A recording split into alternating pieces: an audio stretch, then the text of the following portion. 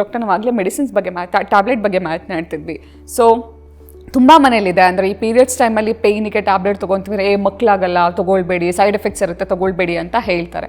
So ಅದು ಸತ್ಯನ? ಜೊತೆಗೆ ತೊಗೊಳ್ಳೋದಾದರೆ ಯಾವ ಟ್ಯಾಬ್ಲೆಟ್ಸನ್ನು ತೊಗೊಳ್ಬಹುದು ಆ ಪೀರಿಯಡ್ ಕ್ರಾಂಪ್ಸ್ ಟೈಮ್? ಅದು ಕರೆಕ್ಟು. ಅಯ್ಯೋ ಮಾತ್ರೆ ತೊಗೋಬೇಡ ಅಂತಾರೆ. ನಾನು ಈಗಾಗಲೇ ಹೇಳ್ದಂಗೆ ಮಾತ್ರೆ ಒಂದು 6 to 8 hours 6ರಿಂದ 8 ಗಂಟೆ ಕಾಲ ಅಷ್ಟೇ ಕೆಲಸ ಮಾಡೋದು.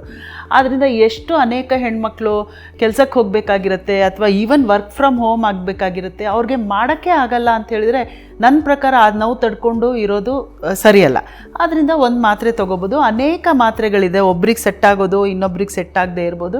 ಪ್ಲಸ್ ಕೆಲವ್ರಿಗೆ ಏನಾದರೂ ಬ್ಲೀಡಿಂಗು ಜಾಸ್ತಿ ಆಗ್ತಾಯಿದೆ, ಹೊಟ್ಟೆ ನೋವು ಜಾಸ್ತಿ ಆಗ್ತಾಯಿದೆ, ಸ್ಕ್ಯಾನಿಂಗಲ್ಲಿ ಏನೂ ತೊಂದರೆ ಇಲ್ಲ ಅಂತಂದರೆ ಬ್ಲೀಡಿಂಗ್ ಮತ್ತು ಸ್ಕ್ಯಾನಿಂಗ್ ಮತ್ತು ನೋವು ಎರಡೂ ಕಮ್ಮಿ ಆಗೋಕ್ಕೆ ಮಾತ್ರೆ ಇದೆ. ಮೆಫೆನಮಿಕ್ ಆ್ಯಸಿಡ್ ಅಂತ ಇದೆ, ಅದನ್ನ ತೊಗೊಳ್ಬೋದು. ಮತ್ತು ಟ್ರಾನಿಕ್ಸಮಿಕ್ ಆ್ಯಸಿಡ್ ಮೆಫೆನಮಿಕ್ ಆ್ಯಸಿಡ್ ಕಾಂಬಿನೇಷನ್ ತೊಗೊಂಡಾಗ ಬ್ಲೀಡಿಂಗು ಕಮ್ಮಿ ಆಗುತ್ತೆ, ಹೊಟ್ಟೆ ನೋವು ಕಮ್ಮಿ ಆಗುತ್ತೆ.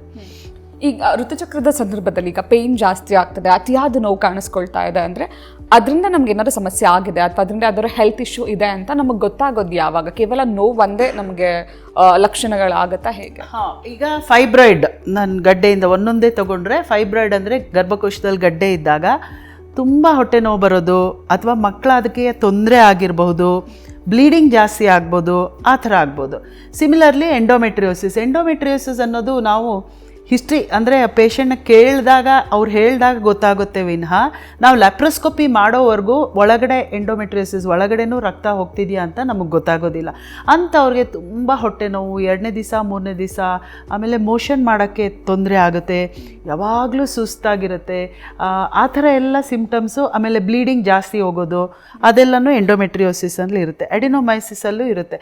ಇನ್ಫೆಕ್ಷನ್ನಲ್ಲಿ ಏನಾಗುತ್ತೆ ಅಂದರೆ ಕೆಳಗಡೆ ಹೊಟ್ಟೆ ಸೊಂಟ ನೋವಾಗೋದು, ಬಿಳಿ ಮುಟ್ಟೋಗೋದು, ಆ ಥರ ಎಲ್ಲ ಆಗುತ್ತೆ. ಸೊ ಇದರಿಂದ ನಮಗೆ ಒಂದು ಐಡಿಯಾ ಬರುತ್ತೆ, ಮದುವೆ ಆಗಿರೋರಿಗೆ ಆ ಥರ ಆದರೆ ಇನ್ಫೆಕ್ಷನ್ ಆಗಿರ್ಬೋದು ಇವ್ರಿಗೆ ಅಥವಾ ಎಂಡೋಮೆಟ್ರಿಯೋಸಿಸ್ ಆಗಿರ್ಬೋದು. ಈ ಥರ ಐಡಿಯಾ ಬಂದಾಗ ಬೇಸಿಕಲಿ ನಾವು ಏನು ಮಾಡಿಸ್ತೀವಿ ಅಂದರೆ ಒಂದು ಸ್ಕ್ಯಾನಿಂಗ್ ಮಾಡಿಸ್ತೀವಿ. ಸ್ಕ್ಯಾನಿಂಗಲ್ಲಿ ಅಥವಾ ನಾವು ಒಳಗಡೆನೂ ಪರೀಕ್ಷೆ ಮಾಡ್ಬೋದು. ಮದುವೆ ಆಗಿಲ್ಲದೆ ಇರೋ ಹುಡುಗಿರಿಗೆ ನಾವು ಮಾಡೋಲ್ಲ, ಒಳಗಡೆ ಪರೀಕ್ಷೆ ಮಾಡದೇ ಇರೋದ್ರಿಂದ ಸ್ಕ್ಯಾನಿಂಗಲ್ಲಿ ನಮ್ಗೆ ಗೊತ್ತಾಗುತ್ತೆ ಗರ್ಭಕೋಶ ಏನಾದರೂ ದಪ್ಪಿದೆಯಾ ಅಂತ.